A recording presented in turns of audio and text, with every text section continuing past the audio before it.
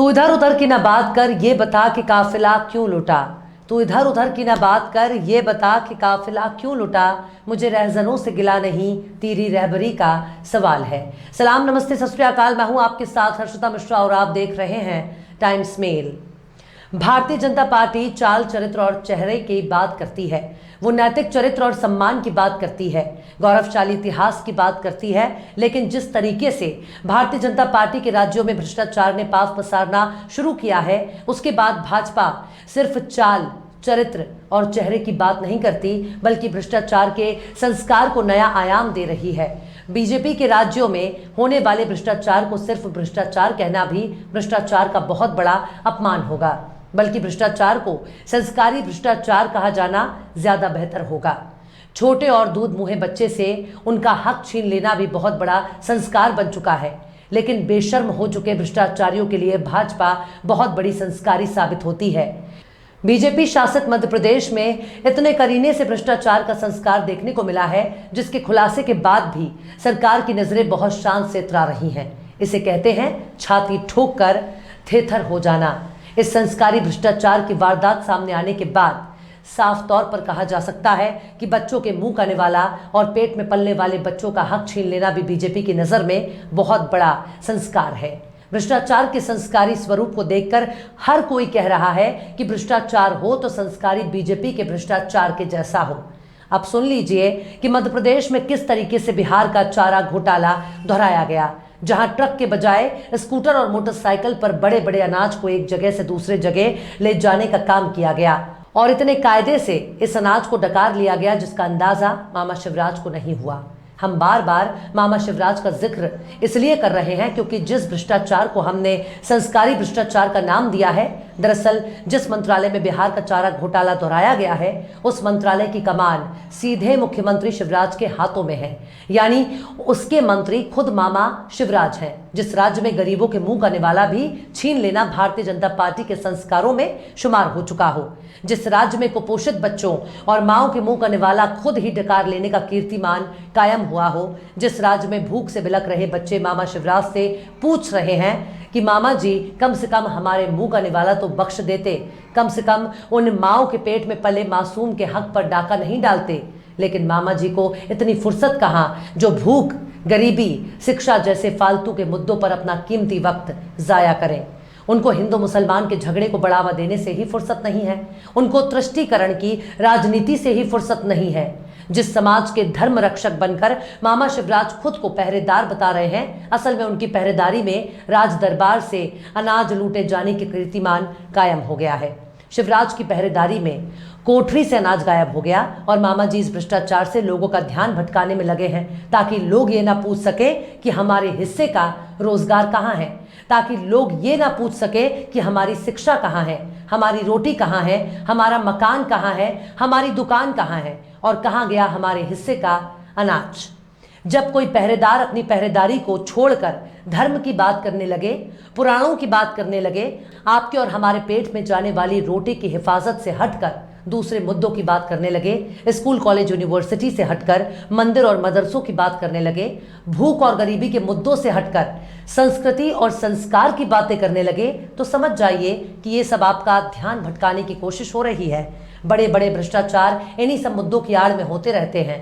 बड़े बड़े कांड को इन्हीं सब विषयों की आड़ में अंजाम दे दिया जाता है और आपको पता भी नहीं चलता। दरअसल आपको मुद्दों से भटकाकर मूर्ख बनाया जाता है और आप बहुत ही आसानी से धर्म, कर्म और संस्कार के नाम पर बहका दिए जाते हैं। आपकी पीठ पीछे आपके ही पेट का निवाला कोई और डकार रहा होता है, आपके हिस्से की रोटी को लूटने का काम चल रहा होता है। सूबे के पहरेदार की मौजूदगी में आपके बच्चों की शिक्षा और आपके घर की छत भी संस्कार की भेंट चढ़ जाती है और आप जाति, धर्म, मजहब, पंथ और विचारधारा की लड़ाई में उलझे रहते हैं। बीजेपी के प्रताप का नतीजा है कि मध्य प्रदेश में हजारों टन के पोषक आहार को ढोने के लिए मोटरसाइकिल का इस्तेमाल किया गया, हजारों टन के अनाज को धोने के लिए स्कूटर का इस्तेमाल किया गया, हजारों टन के राशन को ढोने के लिए ऑटो रिक्शा का इस्तेमाल किया गया, हजारों टन के अनाज को ढोने के लिए कार का इस्तेमाल किया गया, हजारों टन के आहार को एक जगह से दूसरी जगह तक पहुंचाने के लिए टैंकर का इस्तेमाल किया गया। है ना बिल्कुल बिहार वाला घोटाला। आखिर कैसे बच्चों के मुंह से निवाला छीनने के लिए उतर आई मध्य प्रदेश की सरकार?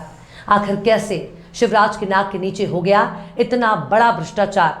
आखिर कैसे बीजेपी के राज में सामने आया संस्कारी भ्रष्टाचार, बताएंगे आपको और भी बहुत कुछ। लेकिन आप अगर हमारे चैनल पर नए हैं और पहली बार हमारी वीडियो को देख रहे हैं तो आप हमारे चैनल टाइम्स मेल को सब्सक्राइब कर लें, वीडियो को लाइक कर दें और बेल आइकन का नोटिफिकेशन बटन भी प्रेस कर दें ताकि बिना देरी हमारी हर खबर आपको मिलती रहे। लौटते हैं अब खबर की तरफ। मध्य प्रदेश में पोषण आहार में बहुत बड़ा भ्रष्टाचार सामने आया है। इस बात का खुलासा अकाउंटेंट जनरल की ऑडिट रिपोर्ट में हुआ है।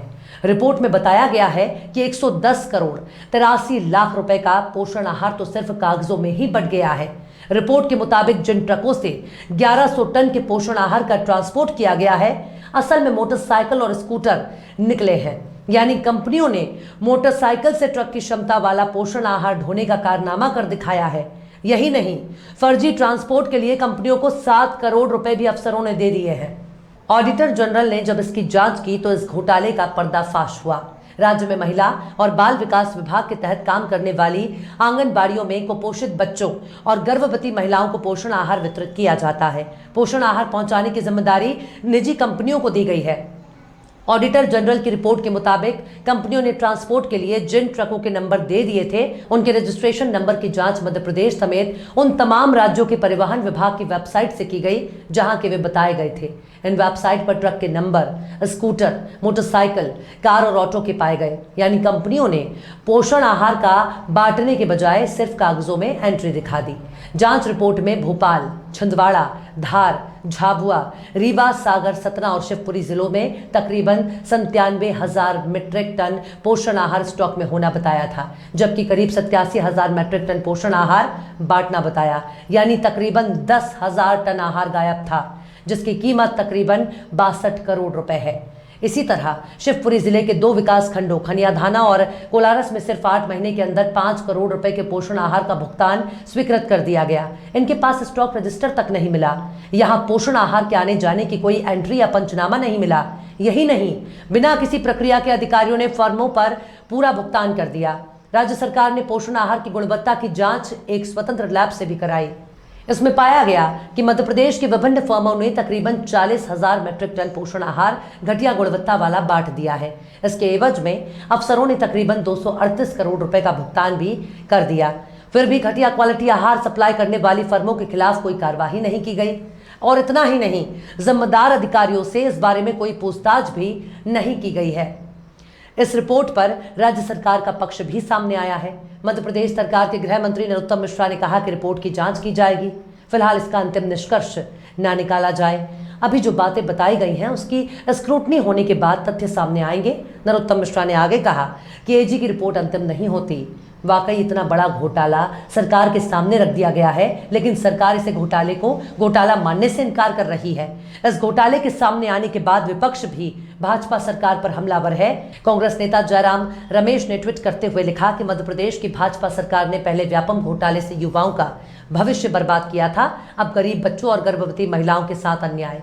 क्या मामा ने ऐसे घोटाले करने के लिए ही महाराज के साथ तोड़फोड़ करके सरकार बनाई थी? दरअसल एक बात नोट कर लीजिए, हमारे देश में कुछ भी नहीं है। इस आहार को भारतीय जनता पार्टी के नेताओं ने अपने जेब से वहन किया।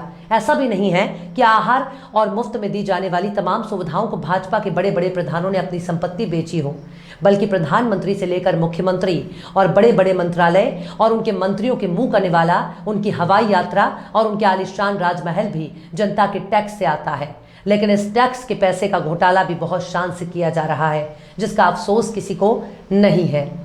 बहरहाल चलते चलते आखिर में ख्वाजा मीर दर्द ने भी क्या खूब फरमाया है, तरदामिनी पे शेख हमारी न जाइयो, तरदामिनी पे शेख हमारी न जाइयो, दामन निचोड़ दें तो फरिश्ते वजू करें। फिलहाल इस वीडियो में बस इतना ही। वीडियो आपको कैसा लगा कमेंट बॉक्स में जरूर बताइएगा। वीडियो पसंद आए तो लाइक करें। हमारे वीडियो लिंक को फेसबुक, ट्विटर, व्हाट्सएप पर अपने रिश्तेदार यार दोस्तों को भी शेयर करें। और बेबाक, निष्पक्ष, स्वतंत्र पत्रकारिता को सपोर्ट करने के लिए आप हमारे यूट्यूब चैनल टाइम्स मिल को जरूर सब्सक्राइब करें। और हाँ, बेल आइकन की घंटी वाली बटन आप जरूर से दबा दें ताकि आपको हमारे आने वाले नए वीडियो की नोटिफिकेशन फौरन ही मिल जाए। फिर मिलते हैं किसी और वीडियो में एक नई खबर के साथ।